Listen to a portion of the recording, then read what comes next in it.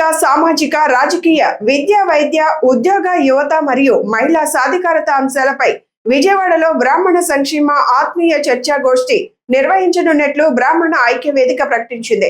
ఈ మేరకు Vijayawada press club లో నిర్వహించిన విలేకరుల సమావేశంలో శ్రీవేద విజ్ఞాన పరిషత్ అధ్యక్షులు రచయిత డివి బాలసుబ్రహ్మణ్యం మాట్లాడుతూ జూన్ 7న విజయవాడలోని హోటల్ ఐలాపురంలో రాష్ట్ర వ్యాప్తంగా ఉన్న బ్రాహ్మణ ప్రముఖులతో ఈ చర్చాగోష్ఠి నిర్వహించనున్నట్లు తెలిపారు. ప్రభుత్వాలు మారుతున్నప్పటికీ బ్రాహ్మణ వర్గాల సమస్యలు దీర్ఘకాలంగా పరిష్కారానికి నోచుకోవడం లేదని ఆయన ఆవేదన వ్యక్తం చేశారు. నిర్మోహమాటంగా, నిర్భయంగా, రాజకీయపరమైనటువంటి ప్రమేయం లేకుండా కార్యక్రమాలు నిర్వహిస్తున్నటువంటి సంస్థ మాది.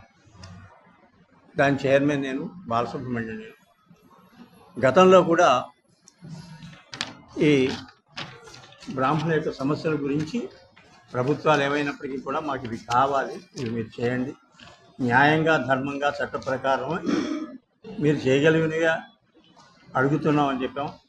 అదేవిధంగా మనకి 23/7/2023 సంవత్సరం ఛాంబర్ ఆఫ్ కామర్స్ విజయవాడలో చేశాం. అదేవిధంగా 28/2023 విశాఖపట్నంలో కూడా ఈ యొక్క సమావేశాలు, మేధావుల సమస్యలు తీసుకొచ్చి ప్రభుత్వం దృష్టికి ఆ రోజు నిర్మోహమాటంగా ఇది కావాలని, ఇవాళ కొత్త కాదు. అదేవిధంగా దాదాపుగా ఒక 40 సంవత్సరాల క్రితం డేరా హిమాచల్ ప్రదేశ్లోని డేరా బాబులో కార్యక్రమం జరిగింది ఈ బ్రాహ్మణ సమస్యల గురించి.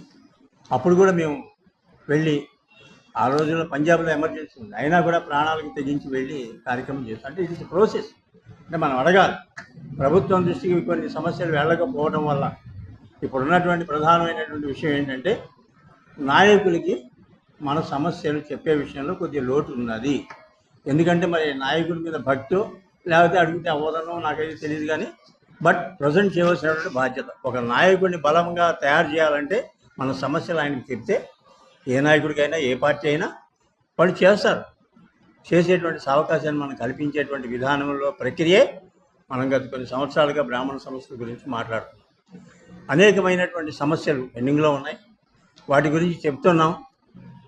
ప్రభుత్వాలు మారినా, కాలాలు మారినా ఈ కార్యక్రమాలన్నీ కూడా అలాగే ఉన్నాయి.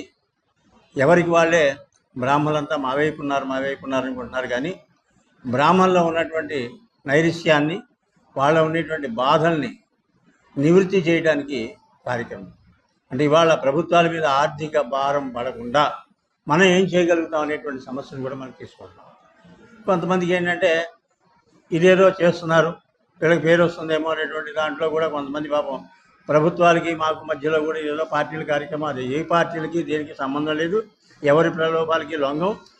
మేము మాత్రం బ్రాహ్మణ సమస్యలను రిప్రజెంట్ చేసి తద్వారా సమస్యకి, అందుకని మేధావులను పిలుస్తున్నాం. ఆ మేధావుల ద్వారా వాళ్ళ అభిప్రాయాలు ఏ రకంగా ఉంటాయో తెలుసుకుని అవి ప్రభుత్వానికి రిప్రజెంట్ చేయడం చేసి, తద్వారా కొంత మనం 10 అడిగితే 10 చేయలేకపోయినా 5 మనం చేసుకుని సాధించగలగాలి. ఇవాళ సమాజంలో బ్రాహ్మణులు పూర్తిగా అణిచివేతకు గురి అవుతున్నారనేటువంటి దాంట్లో సందేహమే లేదు.